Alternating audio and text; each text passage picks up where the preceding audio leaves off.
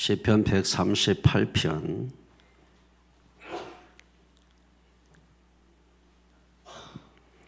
제가 한 절 읽고 여러분이 한 절 읽고 서로 교독하겠습니다. 내가 전심으로 주께 감사하며 신들 앞에서 주께 찬송하리이다.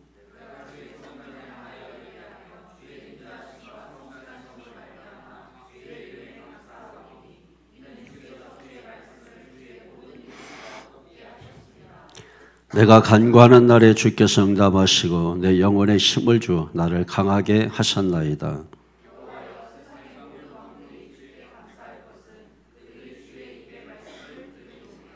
그들이 여호와의 도를 노래할 것은 여호와의 영광이 크심이니이다.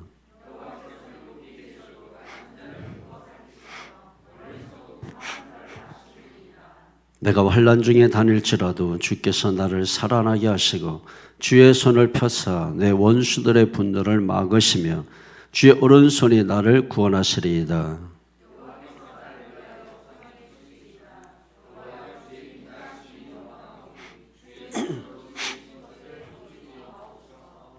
아멘. 할렐루야. 그럼 시편은 총 150편이죠. 시편은 총 150편입니다. 시편이 150편인데 이 시편들은 서로 연결되어 있지 않아요. 서로 다른 시편들을 한 곳에 모아놓은 시편이기 때문에 서로 예를 들면 마태복음, 마가복음, 누가복음처럼 이렇게 연결되지 않아요. 그래서 우리가 다른 성경은 몇 장 몇 절 이렇게 읽지만은 시편은 연결이 되지 않기 때문에 1편 1절, 5편 3절 이렇게 우리가 부르는 것입니다. 만약 연결됐다면 시편도 1장 몇 절, 5장 몇 절 이렇게 되어 있겠죠. 그러니까 편당 다 연결이 안 돼 있는 것이기 때문에 조각 모음처럼 모아놓은 것이기 때문에 각 편이라고 우리가 읽게 되는 것입니다. 신앙생활 30년에서도 몰랐죠? 그래서 주님의 은혜라는 거야. 이 시편의 내용은 이제 그런 겁니다. 그리스도와 율법 두 가지 내용이에요. 전체적으로 보면은 그리스도와 율법. 그래서 이제 시편을 신구약 성경의 요약 또는 집약 이렇게 말하는 것입니다. 신구약 성경의 집약편 또는 요약편 이렇게 부르게 되는 거죠. 신구약 성경, 특별히 이제 신약 성경에서 구약을 인용하잖아요. 그러니까 시편이 4분의 3 정도가 시편을 인용해요.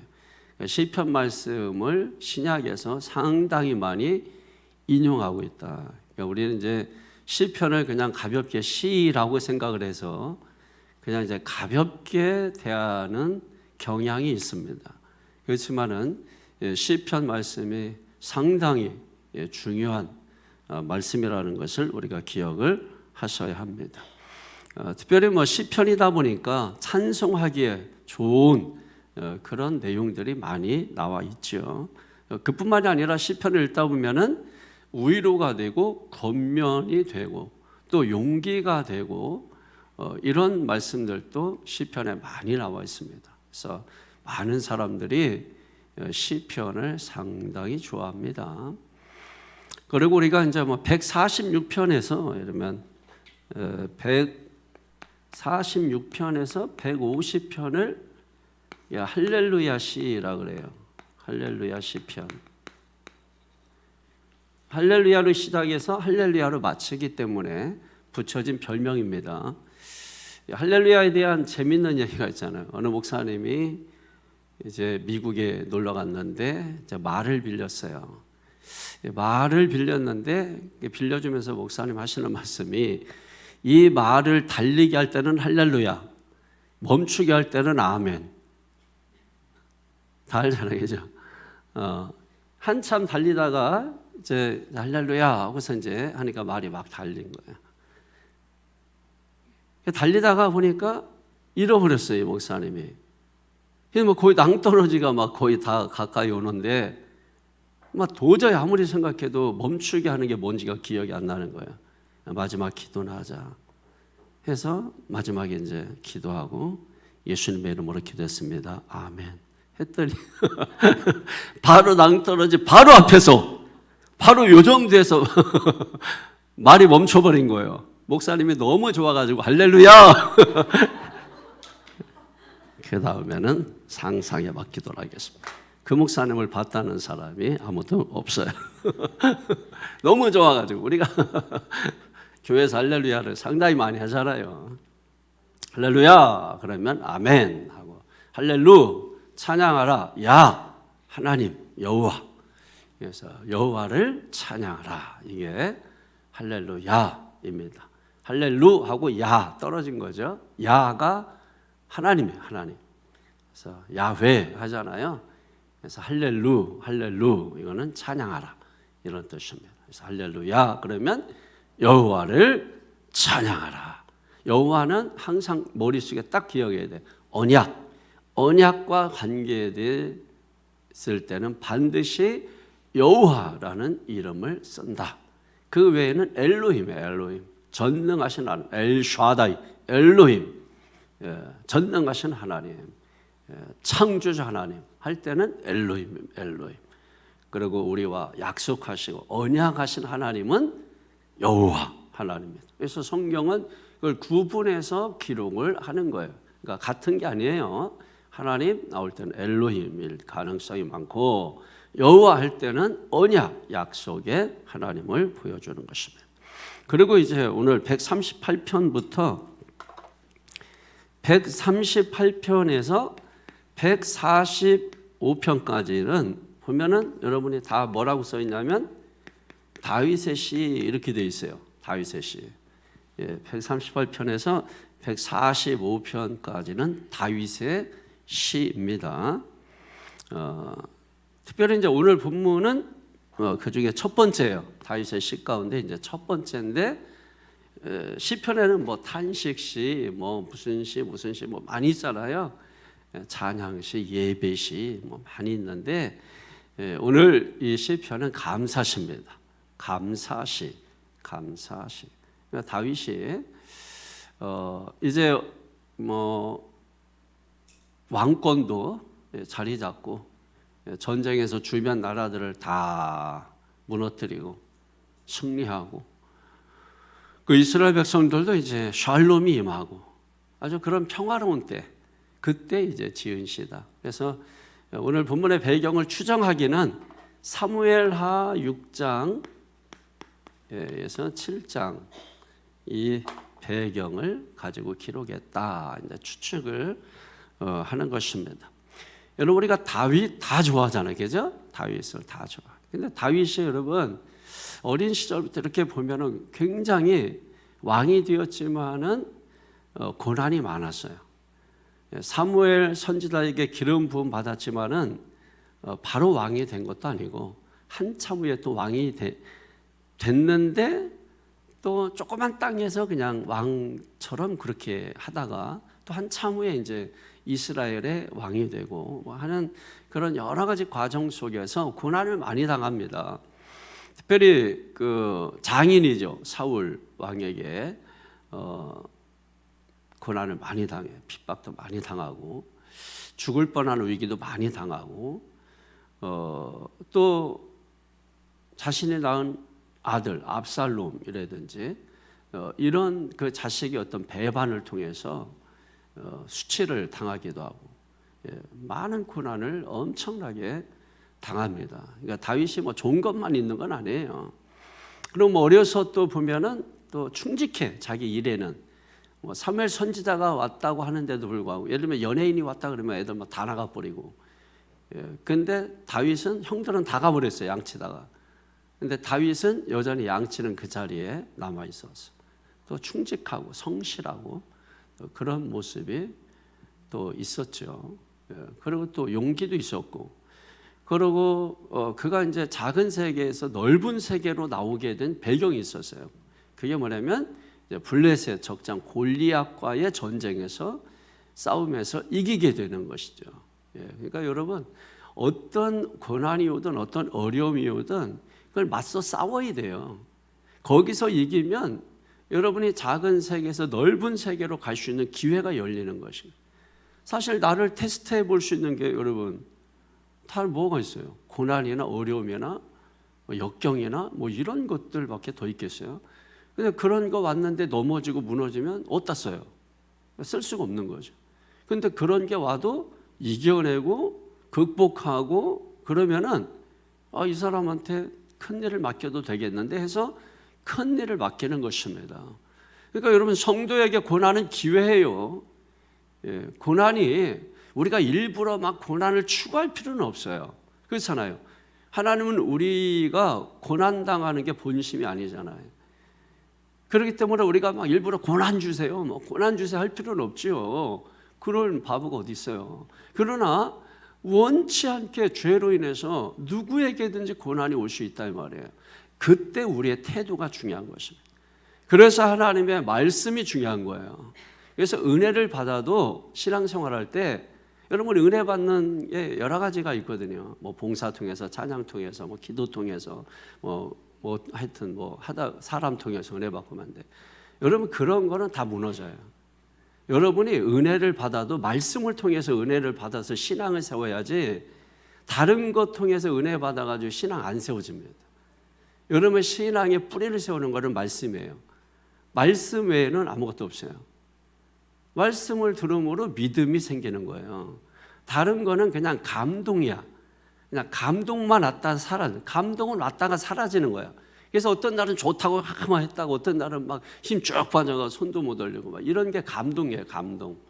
그런 거를 기대해서 감정에 기대해서 신앙생활하면 세워지지가 않아요. 근데 말씀으로 딱 세워진 사람은 뭐 감동이 오든 안 오든 그 자리에 서 있어요. 비바람이 불어도 그 자리에 서 있어요. 그런데 감동을 받아서 신앙생활하는 사람들은 이게 뭐 맨날 바람 불면 뽑혀서 저기 가 있고 또 비바람 몰아치면 또 저쪽에 가 있고 또 어느 날 보면 자빠져 있고 어느 날 보면 또 제일 앞에 있고 뭐 이런 식으로 하게 되면 불안해요. 신앙이 세워지지가 않아요. 나무가 여러분 생각해 보시라고 자꾸 옮겨 다니면 나무가 뿌리 내리겠어요? 안 되잖아요. 나무가 여러분 수백 년 된 것들은 보면은 막 뿌리가 막 물을 찾아서 그 나무 살리려고 막 뿌리가 깊어지지 위에로는 그렇게 많이 안 뻗어요. 자, 이번에 속초 갔을 때 바로 바닷가 앞에다가 호텔을 잡아줘가지고 있었는데 이제 거기에 이제 소나무 숲이 있잖아요. 해송이 쫙 있는데 그 경포대 수욕장까지. 근데 경포대 맞나요? 속초 맞아요? 경포대 맞죠?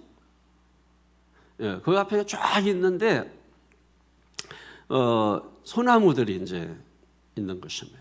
그러니까 이제 소나무가 이렇게 있는데 그 나무는 그렇게 크지 않더라고요.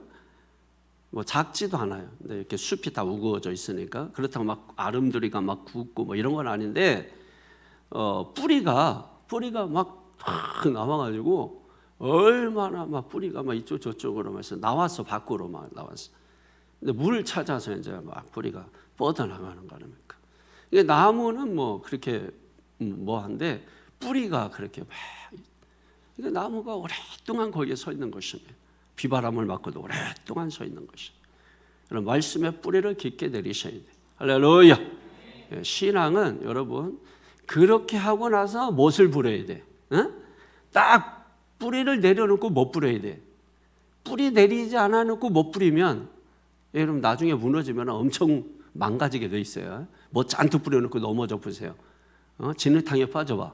시험에 빠져봐. 엄청 지저분해지지.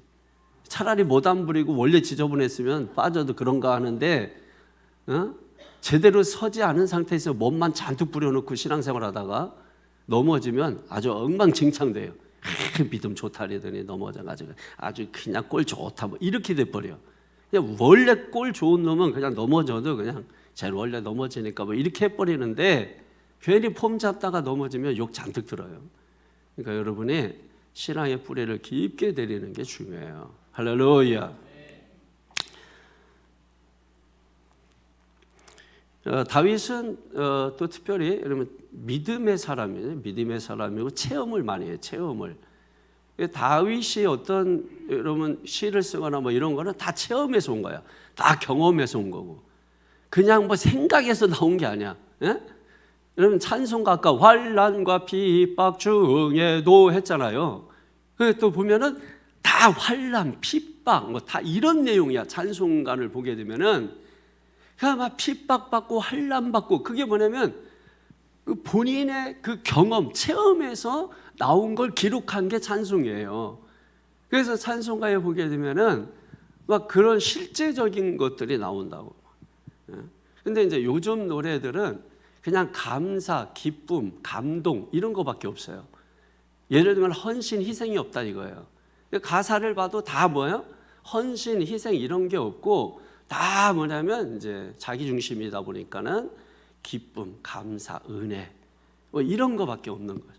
근데 예전에 찬송이나 이런 거 보게 되면은 다 뭐예요? 막 순교, 뭐 희생, 죽음. 왜냐면 어떤 사람들은 찬송 가사를 쓸 때 그냥 뭐 느낌으로 쓴 게 아니에요. 여러분 불 속에 들어갔다가 온 가족이 다 죽고 자기만 살아나와서 쓴 찬송. 그 다음에 뭐 예수 믿다가 감옥에 갇혀서 수도 없이 매를 맞고 그렇게 해서 뭐 이렇게 쓴 찬송. 뭐 그런 내용이 많아요. 순교 직전에 쓴 찬송. 엄청난 핍박과 박해, 환난, 풍파 당한 후에 쓴 찬송. 대부분 경험이나 찬송, 체험 이런 걸 통해서 기록한 것이란 말이에요. 그게 찬송이고 찬양이에요. 그 하나님이 그걸 받으시는 것이죠. 그러니까 여러분이 찬양할 때, 찬송할 때는 그냥 건성으로 하는 게 아니에요. 노래를 하는 게 아니에요. 노래. 우리는 자칫 잘못하면 이거를 노래라고 자꾸 생각을 해요. 찬송이라는 것은 말 그대로 하나님을 자랑하는 거야. 하나님을 자랑하는 거를 곡을 붙였을 뿐이야. 그래서 찬송을 노래라고 하는 게 아니에요. 노래 이상의 노래라 그래. 그러니까 우리가 노래를 하면 안 돼요. 다시 말해서 신앙 고백이에요. 신앙 고백. 그러니까 신앙 고백이 없이 찬송을 하면 그건 노래가 되는 거고, 신앙 고백을 가지고 노래를 하면 찬송이 되는 거예요. 이해되십니까? 그러니까 여러분이 찬송을 부르면서도 노래를 하고 있고, 그러니까 이러니까 이게 보좌가 움직여지지 않는 거예요. 하늘 보좌를 움직이는 거는 그렇게 해서 움직여지는 게 아니에요. 그냥 우리끼리 모여가지고 뭐 우리끼리만 뭐 좋고 그런 뭐 그런 게 아니잖아요. 그것도 뭐 좋을 수 있지만은 하나님께서 우리를 불러서 찬송을 하게 하셨다고. 이스라엘 백성들은 찬송하고 안 하고 버드나무까지 악기를 걸어놓는 이것이 그들에게 노래로 들려집니까? 그래서 뭐 노래를 못 해가지고 뭐 안 달라가지고 그런 거로 보여지세요? 신앙이 보이지 않아요? 그럼 신앙이 보이지 않아요? 하나님께 대한 신앙 고백을 잃어버린 자기 자신들에 대해서 비참함을 버드나무까지 걸어놓은 거예요. 여러분 악기 걸었다고 뭐 노래를 못해서 뭐 그런 얘기하는 게 아니잖아요. 성경을 성경으로 봐야 되는. 성경을 세상의 눈으로 보게 되면 엉망이 돼버립니다. 성경은 성경으로 봐야 된다는 거예요. 이 다윗을 볼 때 우리가 참 좋아하는 부분들이 많이 있는 거예요. 특별히 여러분 사무엘하 3장 1절에 보게 되면 다윗은 점점 강하여지고 사울은 점점 약하여 가니라 그랬습니다. 할렐루야. 성경을 외우세요. 성경을. 사울은 점점 약하여 갔지만은 다윗은 뭐예요? 점점 강하여져 갔다. 여러분의 가정이 점점 강하여져 가기를 바랍니다. 여러분의 신앙이 점점 강하여져 가기를 바랍니다. 사무엘하 5장 10절에 보게 되면 만군의 여호와께서 다윗과 함께 하심에 점점 강하여져 가니라. 할렐루야. 하나님이 함께 하신단 말이에요. 하나님이 함께 하시기 때문에 할렐루야. 그래서 강해져 가는 것입니다. 여러분 세멘이 얼마나 부드러워. 세멘트 얼마나 부드러워. 근데 거기에다가 여러분 물을 넣어 보세요.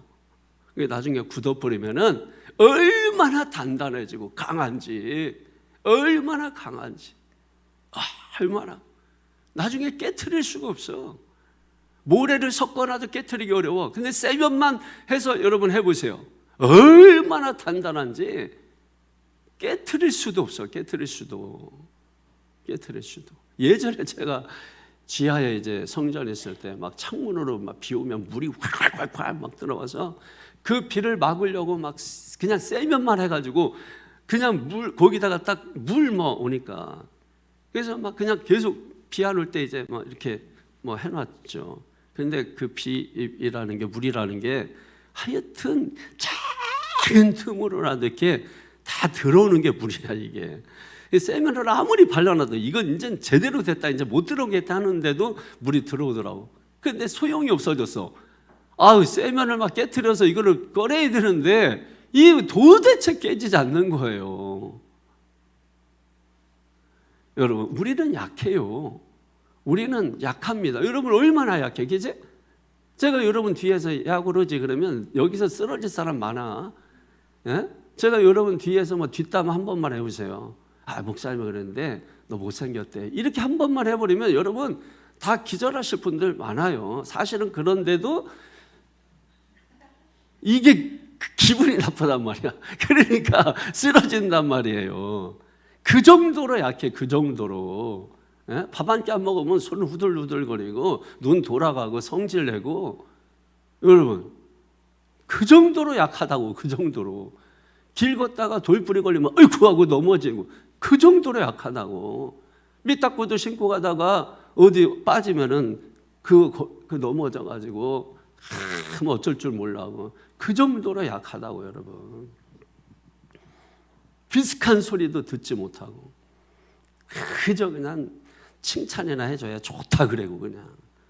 여러분 그 정도로 우리가 약한 거예요. 근데 그런 내게 하나님이 내 안에 들어오시면 어노인팅 기름 부심이 내게 임하게 되면 여러분 우리가 얼마나 단단해지는지 알 수가 없어요. 원수 마귀가 우리를 깨트리려고 해도 깨트릴 수가 없어요. 여러분 우리 목사가 이렇게 뭐 강하고 왜 그런지 아세요? 원래 제가 부드러운 사람이라 원래 굉장히 부드럽고 솜털처럼. 근데 주님이 내 안에 들어오시니까 단단해지기 시작하는 거예요. 단단해지는 거야.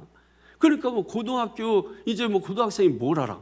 그런데 저는 고등학교 때 34,000원 가지고 보따리 하나 딱 들고 그리고 나서 이제부터는 제가 대학교 제가 알아서 다닙니다. 왜냐면 제가 신학교 간다고 할 때 집에서 엄청 반대를 해가지고 그래서 형이 합격 통지서를 찢어버렸거든요.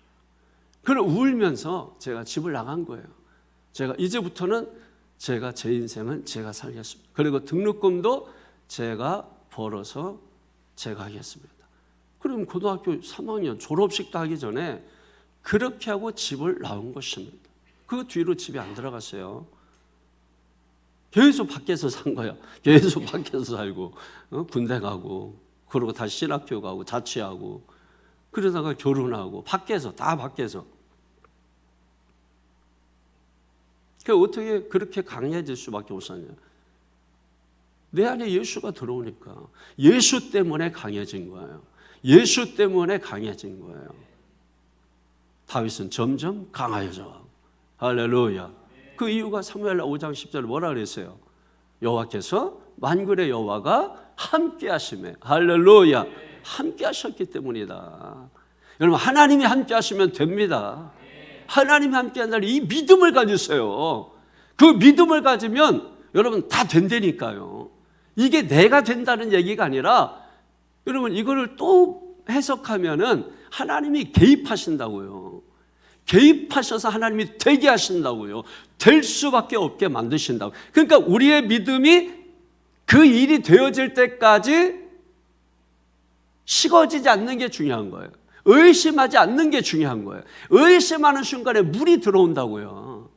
그래서 엉망진창 만들어버린다고요. 그러니까 늘 깨어있는 거야. 기도를 시작했다면 늘 깨어있어야 돼요. 그래야 하나님께서 우리의 믿음을 통해서 일을 하시기 때문에 믿음이 하자가 생기면 어떻게 됩니까? 다 다시 해야 되는 거예요. 하자가 생기면 보수해야 되고 그래서 다시 시작하는 거 다시 다 부수고 다시 해야 되고. 그러니까 여러분의 믿음이 말씀의 뿌리를 깊게 내려서 단단해져야 된다.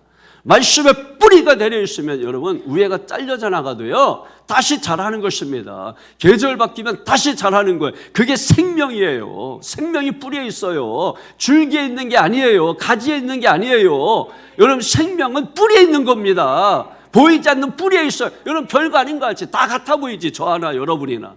여러분 그 뿌리를 보면 저 하나 여러분하고 저 다릅니다. 달라요.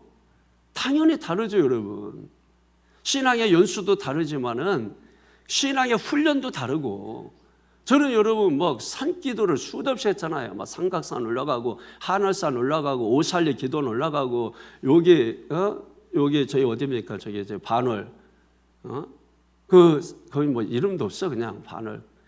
그 설명할 때도 가다가 우측에 보면 뭐 이렇게 언덕인데 그쪽에서 만나자고. 그런 데서 여러분 그 막 나무가 막 있고 막 무서워요.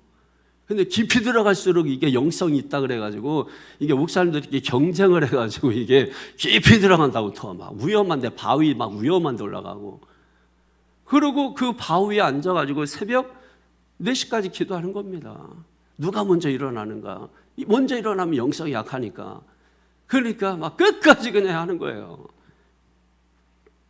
그렇게 해서 믿음의 뿌리 세운 사람하고 위에만 보니까 땅 위에서 보니까 다 비슷하지 뭐. 예? 뿌리가 다른 거예요. 제자들과 여러분 뿌리가 다른 거예요. 예? 그들은 순교할 수 있는 믿음의 뿌리가 있지만 우리는 순교는커녕 내 것 주님 앞에 아까워서 드리지도 못해. 그것 가지고서 무슨 은혜 받았다고. 와, 입만 살아가지고. 그게 신앙이에요. 점수로 따져 점수라면은 다 30점, 40점, 50점. 자녀들 뭐라고 할게 뭐였어요? 여러분 자녀들 여러분 성적목이나 신앙의 성적목이나 똑같은 거죠, 여러분. 네, 여러분은 모르지만 목사는 알잖아요. 하나님은 아시죠? 여러분 오늘 본문에도 하나님은 다 하신다고 나오거든요. 저 높은 곳에 계셔서 6절에 보니까 여호와께서는 높이 계셔도 낮은 자를 굽어 살피시며 멀리서도 교만한 자를 아심이니이다.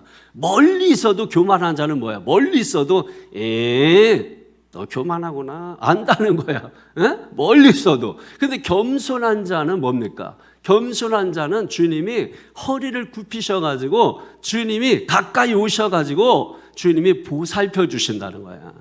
교만한 자는 저 멀리서도 알아. 신앙이 그런 사람은 저 멀리 앉아 있어도 너 신앙 내가 다 알지. 다 아는 거예요, 여러분.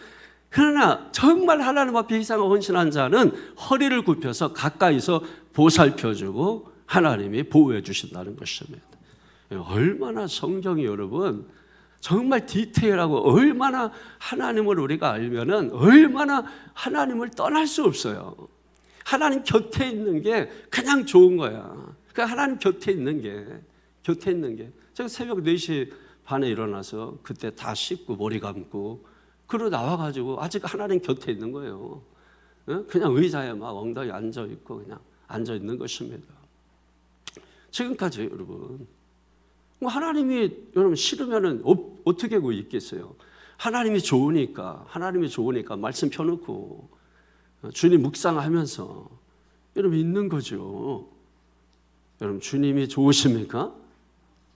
주님이 진짜 좋으세요? 좋으면 좋은 결과가 뭐예요? 오늘 하루를 여러분 한번 보시죠. 하루 얼만큼 주님과 동행하셨습니까? 얼만큼 하나님을 위해서 여러분 시간을 할애하셨고 성경은 몇 장을 읽으셨습니까? 기도는 몇 사발 하셨습니까? 밥은 몇 사발 드셨지만 기도는 몇 사발 하셨어요? 점수 나와야 안 나와요? 회개하셔야 돼. 하나님께서 여러분 우리에게 회개할 수 있는 은혜를 주신 거 아니에요. 그러니까 하나님께서 우리의 행위대로 심판하고 판단하지 않으시는 거예요. 그래서 그런 걸 아는 걸 은혜라고 하는 거야. 그냥 나한테 좋은 소리 해가지고 그냥 뭐 내 마음에 맞는 소리 해서 좋은 거, 그건 은혜가 아니고 오히려 그건 망치는 거예요. 그거는. 저는 그래서 고등학교 3학년 선생님이 늘 아침마다 아침 조회할 때마다 명언 하나씩 해주는데 한 가지 잊지 않고 기억하는 게, 누군가 나에게 칭찬하는 사람은 나에게 해가 되는 사람이요, 누군가 나를 책망하는 사람은 그 사람이 곧 나의 스승이다. 그걸 제가 외워버렸어요. 고등학교 3학년 때. 어떻게 고등학교 3학년 때 뭐 좋은 말이 많은데 인난을 쓰고 열매를 달고 뭐 이런 것도 많이 있는데 어떻게 그 말을 제가 들었는데 그게 저 뇌리에 확 꽂혀버린 거예요.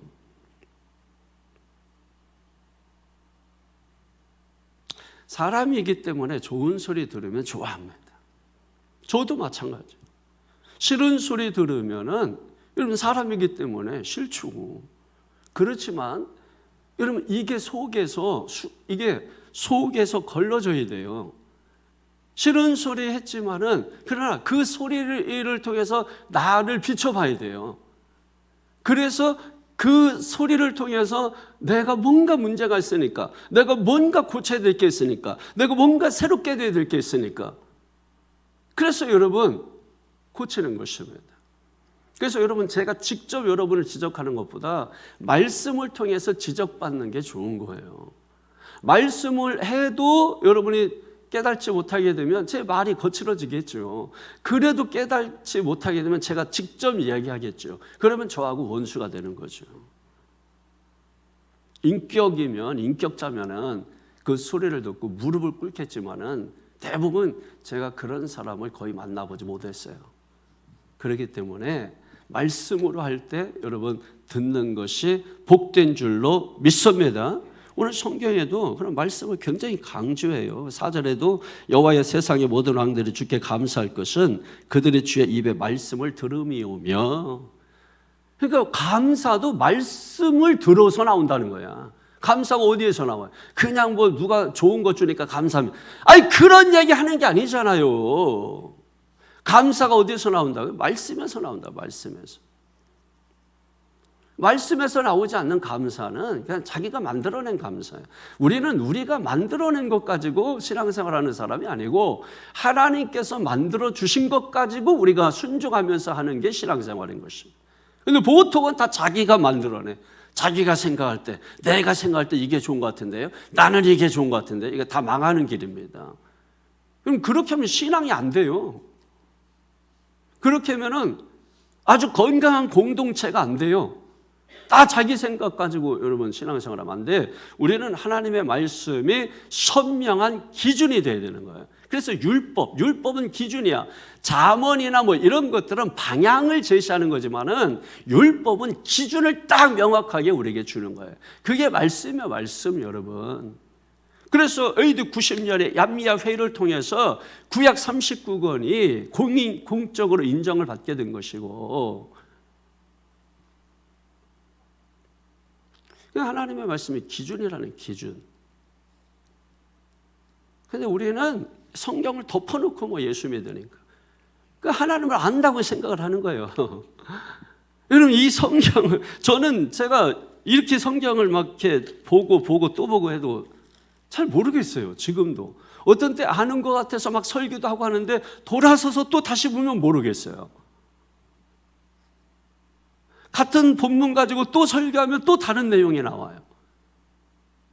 그러니까 성경이 성경되지 않게 해서 여러분 한 손으로 들고 다니는 이것 가지고 제가 이 교회에서만 33년 동안 제가 설교했는데 같은 소리 33년 하고 있다면 여러분이 그거 듣고 있겠냐고. 여러분 말씀이 그런 말씀이에요. 그런데 우리가 성경을 덮어놓고 예수 믿는다? 말이 안 되는 거죠. 어떻게 성경을 읽지도 않고 어떻게 신앙생활합니까? 어떻게 성경을 읽지 않고 어떻게 믿음 생활합니까? 성경을 읽지 않고 어떻게 믿음 있다고 말합니까? 로마서 10장 17절에 믿음은 들음에서 나며 들음은 그리스도의 말씀에서 나온다고 말씀해요. 그런데 어떻게 여러분 성경을 모르는데 어떻게 믿음이 생깁니까? 말이 안 되는 거예요. 먹지 않았는데 어떻게 배불러요? 그래서 오늘 다윗의 시가 쭉 계속해서 나오는 것인데 특별히 오늘은 감사.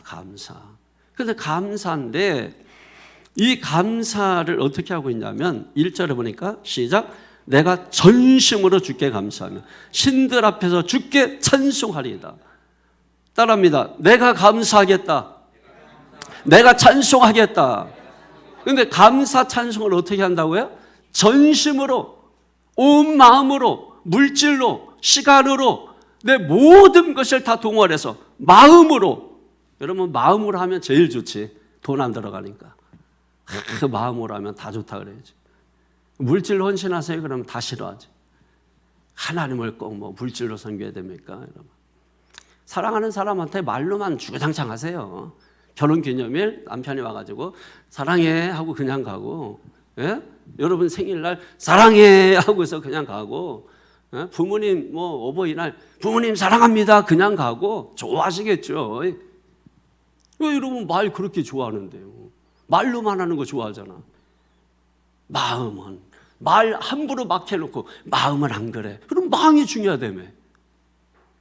다 거짓이에요. 다 유불리 따져가지고. 성경은 여러분 전심이라는 거야. 전심이라는 것은 모든 걸 다 동원해서 감사하라 이런 뜻입니다. 모든 걸 다 동원해서 찬송하라 이 말이에요. 우리가 좋아하는 마음으로 한다고 할지라도 여러분 생각해 보세요. 마음에 뭐가 있어요? 하나님을 마음으로 찬송하기 위해서 마음의 의심을 다 걷어내야 되고 원망 불평을 걷어내야 되고 마음에 있는 영적 쓰레기들을 전부 걷어내고 그리고 마음으로 해야 되는 거예요.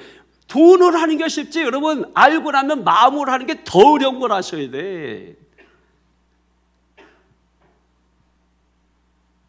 마음으로 하는 게 여러분 더 어려운 거예요. 더 어려운 거. 잠언서 4장 23절에 생명이 마음에서 나온다고 했잖아요. 그 마음에 생명이 나오는 곳인데 그 마음이 쉬울 것 같아요? 여러분도 여러분 마음대로 안 되잖아요. 버리고 싶어도 안 버려지잖아요. 아무리 빨아도 마음이 씻어집니까 여러분? 안 되잖아요. 하나님께서 마음으로 전심으로 온 마음으로 하라. 만약에 그렇게 하게 되면은 여러분이 마음으로 한다는 의미를 뭔지 알아야 돼요. 마음에 있는 모든 영적 쓰레기를 다 제거해야 돼요. 원망, 불평도 없어야 돼요. 그러니까 이 원망을 바꿔서 감사로 바꾸고 슬픔을 감사로 바꾸고 불신앙을 찬양으로 바꾸고 이걸 다 바꾸는 작업이야 그게. 그게 어려운 거예요 그게. 우리가 그걸 해야 되는 거예요. 그러니까 부단히 우리는 내 자신과 싸워야 되는 거예요.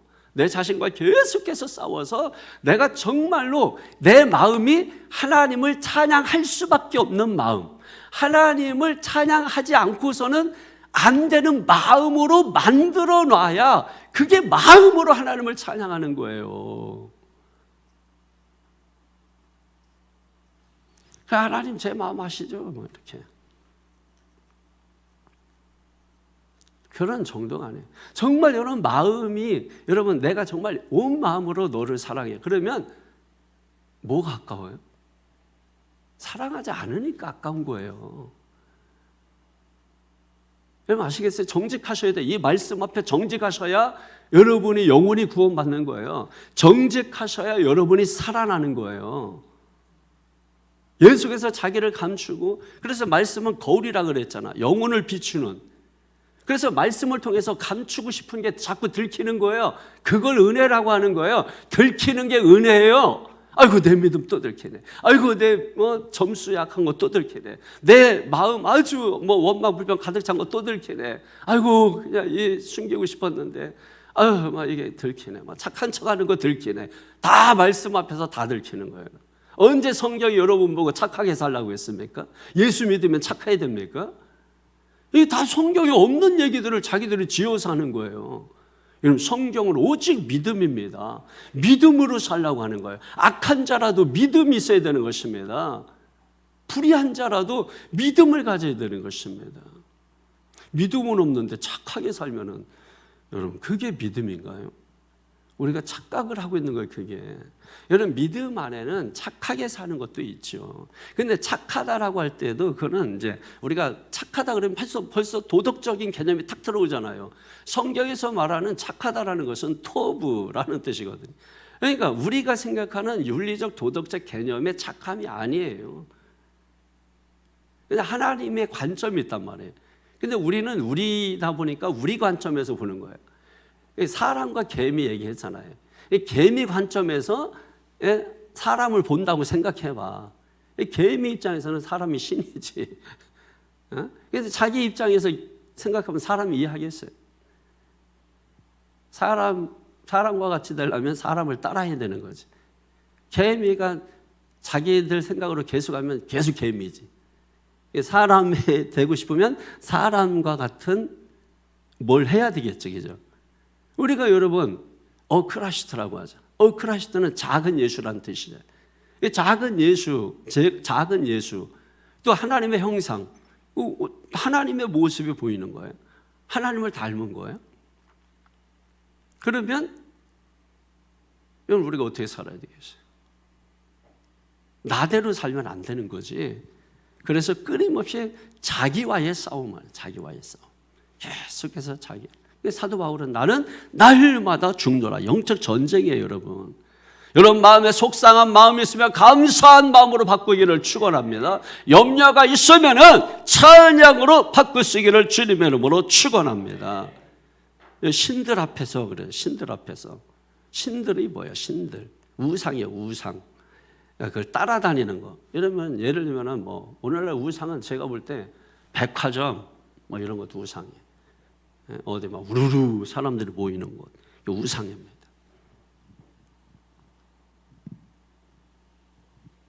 그런 것도 마찬가지. 스포츠도 마찬가지. 와우 우르르 하는 것도 다 우상이 될 수 있어요. 그 행한 대로 갚으면 다 망한다니까. 그러니까 여러분 주님 앞에 나올 때마다 교만하지 말고 겸손하셔야 돼. 낮아지셔야 돼. 하나님 앞에 납작 엎드려야 돼. 우리는 낮은 곳에 있잖아요. 낮은 곳. 하나님은 높은 곳에. 우리는 낮은 곳에. 우리는 하나님은 창조주가 우리는 피조물이니까 그래서 낮은 곳이고 높은 곳이 될 수 있지만은 우리의 처지가 어떤 처지? 죄인 아닙니까? 죄인이기 때문에 낮은 곳이에요.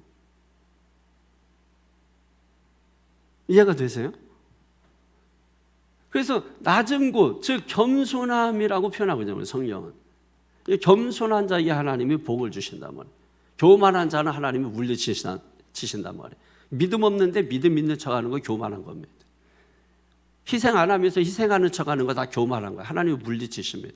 아, 너 교만 떨고 있구나. 하나님이 멀리서 봐도 다 안다는 거예요. 그러나 정말 우리가 겸손하게 하나님을 섬기면 하나님이 허리를 굽히셔서 하나님이 가까이 와서 안아주시고 보살펴 주시고 8절에 있는 것처럼 구원해 주신다는 것입니다. 여러분 이것이 신앙이에요. 믿음이에요. 말씀을 들으셔야 돼요. 세상 얘기 들으려고 하는 게 아니라 좋은 얘기 들으려고 하는 게 아니라 말씀을 들으셔야 믿음이 자랍니다. 이게 말씀이에요. 이게 말씀이에요. 말씀을 들어야 믿음이 살아납니다. 그래서 여러분 7절에 내가 환난 중에 다닐지라도 주께서 나를 어떻게 하시고 살아나게 하시고 믿음으로 그렇게 사는 자, 하나님의 말씀을 붙잡고 사는 자는 환난 중에 있어도, 환난 중에 기도한다 할지라도, 환난 중에 찬송한다 할지라도, 환난 중에 봉사한다 할지라도 하나님이 나를 살아나게 하시고 주의 손을 펴사 주의 원수들을 막아주시고 주의 오른손으로 나를 건져주시는 것입니다. 그래서 시편 23편 4절에도 내가 사막의 음침한 골짜기로 다닐지라도 내가 두려워하지 않을 것은 주께서 나와 함께 하심이라. 할렐루야. 여러분 그런 거예요. 3절에도 마찬가지 아닙니까? 3절에도 시작. 내가 간구하는 날에 주께서 응답하시고 내 영혼에 힘을 주어 나를 강하게 하셨나이다. 아멘. 아멘. 영적인 사람은요 밥 먹는 것보다 말씀 들을 때 힘이 나요. 그래서 기도원에 막 금식을 그렇게 하고 그래도 막 말씀 앞에 가가지고 금식 해보셨어요? 막 3박 4일 4박 5일 막 일주일씩 해보셨어요? 그리고 오직 말씀만 여러분 들어본 적 있어요? 그런 거 없으면은 그런 사람들 앞에서 고개 숙이세요. 그게 겸손한 거예요. 그게 달라요. 그러면 그러지 않으면 절대 은혜 못 받아요. 절대 은혜 못 받아요. 은혜가 무슨 그냥 오는 게 아니에요. 여러분 고개 이렇게 숙이고 있다고 겸손한 게 아니야. 이 속에서 이게 딱 여러분 이게 고개 딱 쳐들고 있는 게 있어요. 또아리 딱 들고 이게 고개 딱 쳐들고 따라라라 이렇게 그게 있다고. 여러분 그게 보이는 거지 그런 게. 그게 교만함이에요. 그거를 무너뜨려야 돼. 환난 중에 기도하는 자 하나님이 어떻게 하신다고요? 응답하시고 내 영혼에 힘을 주어 나를 강하게 하신다. 할렐루야. 따라하겠습니다. 나에게 힘을 주시옵소서. 나를 강하게 하여 주시옵소서. 말씀을 외치는데 이게 말씀 여러분 이게 딱 저는 막 지금 나에게 하나님이 힘을 줘 나를 강하게 하신다 할 때 나는 온몸에 지금 온 영혼에 힘이 딱 들어와서 제 느낌은 뭐냐면 세상 어디 나가도 나는 두렵지 않다. 세상 뭘 해도 나는 다 해낼 수 있다.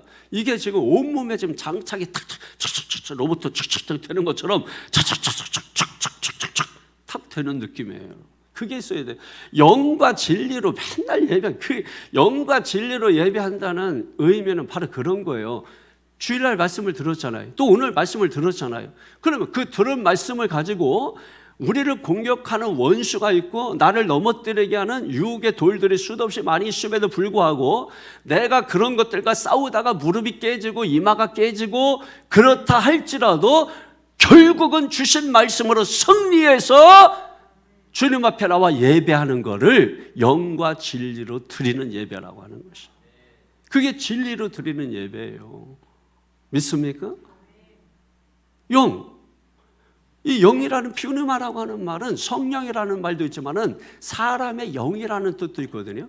그러니까 어떤 분들은 하나만 해석하시는 분이 성령으로 예배해야 된다. 근데 그게 뭔지도 몰라.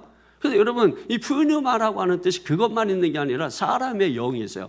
다시 말해서 거듭난 영혼, 거듭난 사람이 드리는 예배를 영으로 드리는 예배라고 하는 거예요. 그럼 그 거듭난 사람이 진리니까 진리는 말씀이죠. 그러니까 말씀을 붙잡고 세상에서 승리하고 나와서 드리는 예배를 영과 진리로 드리는 예배라고 하는 것입니다.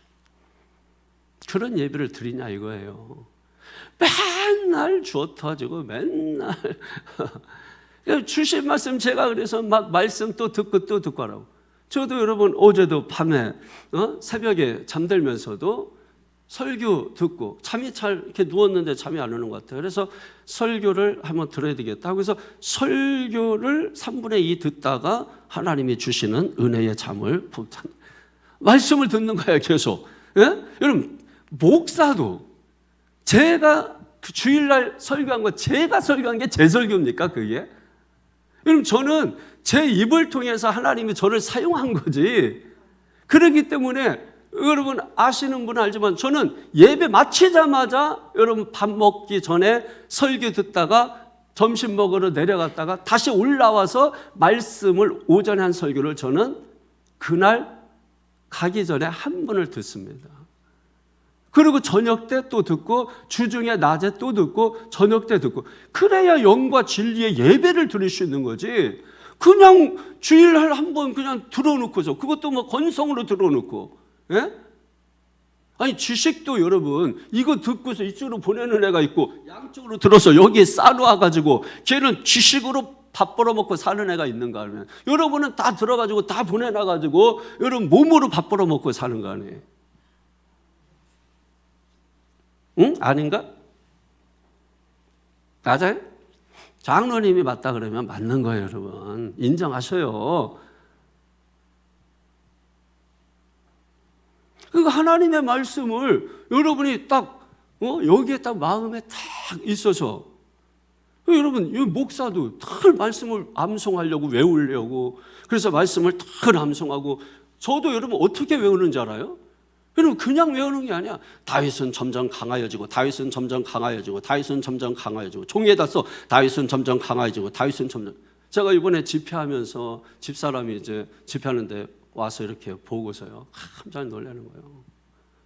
아니 설교를 그렇게 30년 넘게 이렇게 했는데도 매번 이렇게 설교할 때마다 이렇게 준비해가지고 이렇게 준비하는데 저는 뭐 그냥 똑같이 합니다. 애들 시험 보듯이 그러니까 저는 뭐 애들 뭐 시험 기간이라고 막 이렇게 하는 거 보면 저는 웃겨요. 항상 그 시험 기간이든 뭐든 항상 계속 걸어가면서도 머릿속에 있는 거를 다시 암송하고 외우고 계속 하고, 또 내가 집중해야 될 때는 다 잠든 시간에 내가 잠을 줄여가지고 완전히 그거를 내 거로 딱 만들어버려요. 그래서 처음에는 제가 종이를 A4 용지를 가집니다. 그러다가 설교를 처음에는 저는 이제 지금도 여러분 제 의자 밑에는 항상 그 뭡니까? 이면지가 항상 잔뜩 쌓여 있습니다. 그래서 설교 몇 때 그거를 계속 똑같이 씁니다. 계속 또 쓰고 또 쓰고 또 쓰고 또 쓰고, 그러고 나서 이거를 딱 해가지고 한 면에 다 내용을 집어넣습니다. 왜냐하면 이만큼 몇 장, 10장 되는 거를 다 들고 할 수 없으니까 이거를 또 요약해서 머리에서 넣은 거는 줄이고 해가지고 여기다, 여러분 학교 다닐 때 그렇게 공부할 때 했잖아요. 그리고 이거를 다시 반으로 접습니다. 한 면에 있던 거를 또 머릿속에 집어넣어서 반장 딱 접어서 반장에다가, 그러고서 이거를 집어넣습니다. 내용을 반장에 다 들어가야 돼요.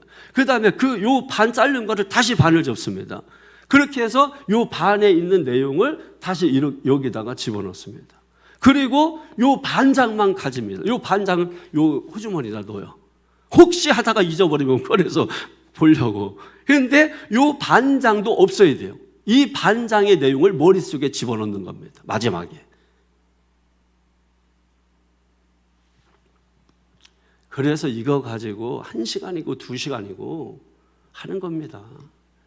이거를 매번 할 때마다 하는 거예요. 제가 무슨 뭐 머리가 좋아가지고 설교 준비 안 해도 그냥 뭐 툭툭 나오고 예화가 툭툭 나오고, 여러분 그런 게 아니에요.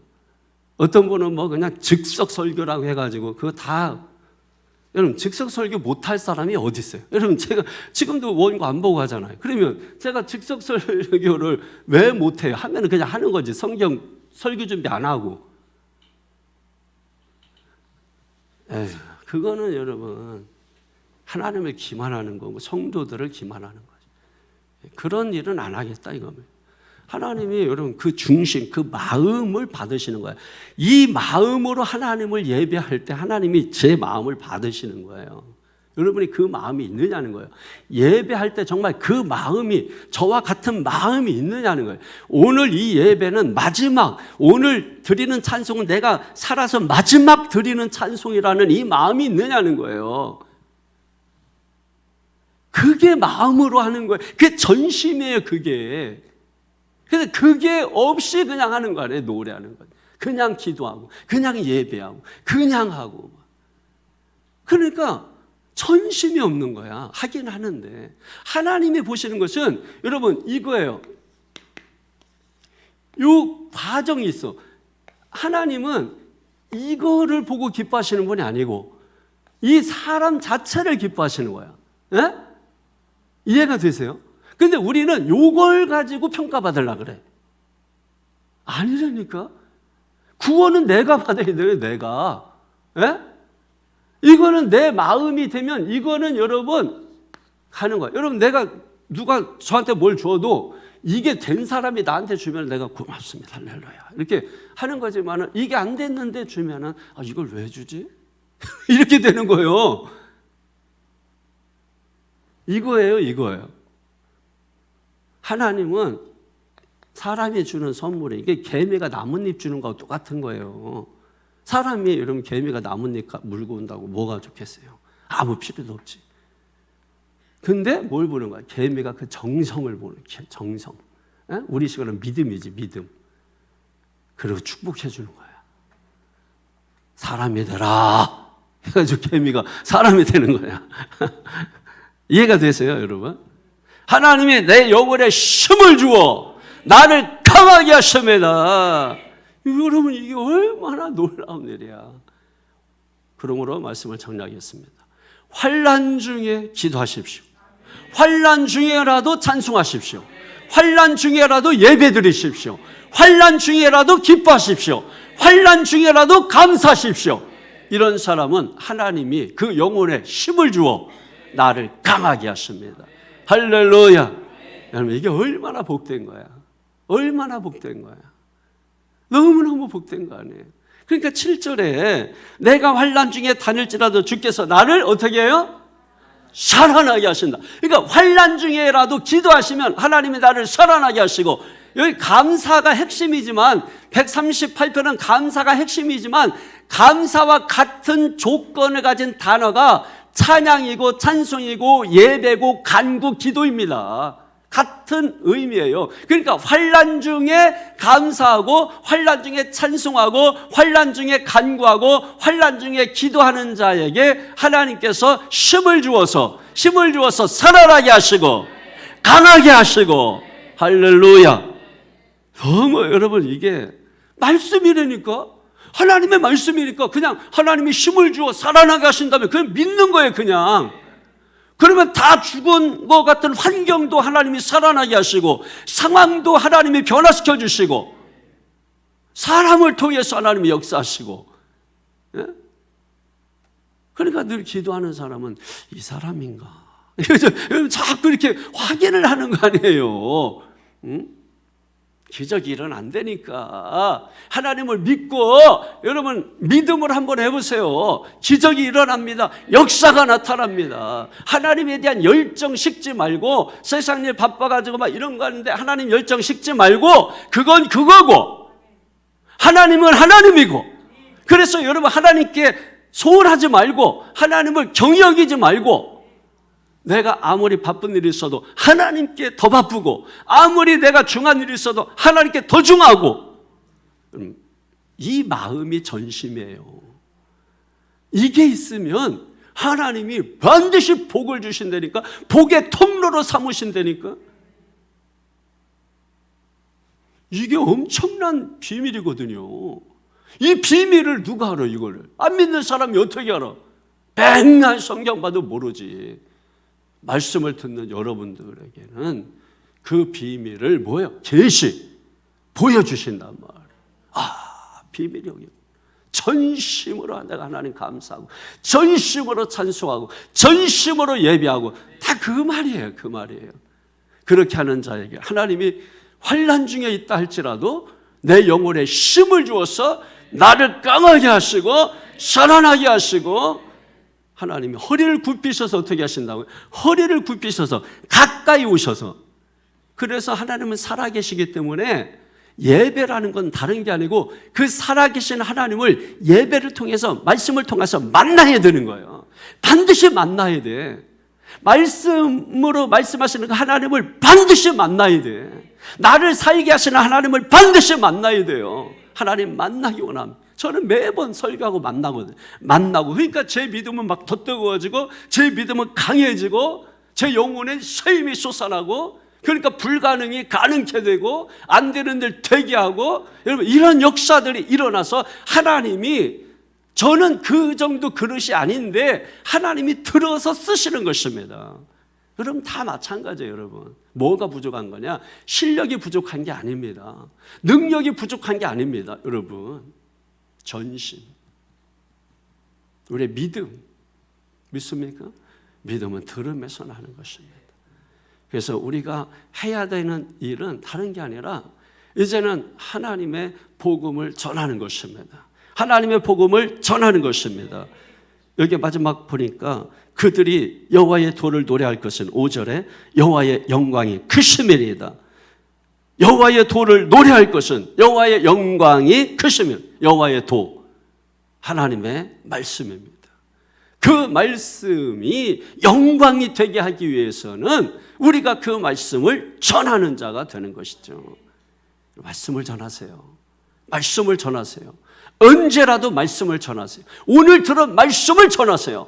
아, 제가 지난 수요일날 교회 가서 말씀을 듣는데 하나님이 환난 중에 기도하는 자에게 영혼에 힘을 주어서 강하게 하신다는 말씀 듣고 저는 큰 깨달음을 받고 그 말씀 붙잡고 기도했더니 제 영혼이 빛이 나고 내 영혼이 강한 힘을 얻는 체험을 했습니다. 여러분 전하십시오. 불신자라도 전하십시오. 말씀 앞에 굴복하는 것입니다. 인간적으로 대하지 말고. 그럼 쓰임 못 받아요. 듣든지 아니 듣든지 우리는 말씀을 증거하시기를 축원합니다. 기도하겠습니다. 오늘 말씀을 생각하며 여러분 기도하는데, 그 들은, 지금 저를 통해서 들은 이 말씀이 여러분에게 꽂혀야 돼요. 여러분에게 이 말씀이 내면화돼야 돼. 그 내면화시키기 위해서 기도하는 거예요. 우리가 들은 말씀 붙잡고 기도하는 것은 그 말씀을 내면화시키는 것이고, 잘 들으세요. 내면화시킨 그것을 어떻게 되는 거냐면 삶의 현장에 가서 나타내야 돼. 거기까지 가야 되는 거예요. 말씀을 듣기만 하는 게 아니고 들은 말씀을 붙잡고 기도하면 그게 내면화된다. 내 것이 된다. 그 말씀을 어떻게 된다? 이제는 삶의 현장에서 살아내야 된다. 할렐루야. 그렇게 하고 와서 드리는 예배가 영과 진리로 전심으로 드리는 예배다. 이런 예배를 하나님이 받으신다. 그렇게 예배하는 자를 하나님이 찾으신다. 할렐루야. 예배가 아니라 예배자입니다. 예배가 아니라 예배자입니다. 이 산에서도 말고 저 산에서도 말고 예배하는 자가 영과 진리로 예배할지니라. 예배자입니다. 하나님은 예배에 관심 있는 게 아니라 예배자에게 관심 있는 거예요. 기도에 관심 있는 게 아니라 기도자에게 관심 있는 거예요. 믿습니까? 그래서 우리가 정말 하나님 앞에 집중해야 되는 거예요. 우리 주여 한 번으로 통성기도 합니다.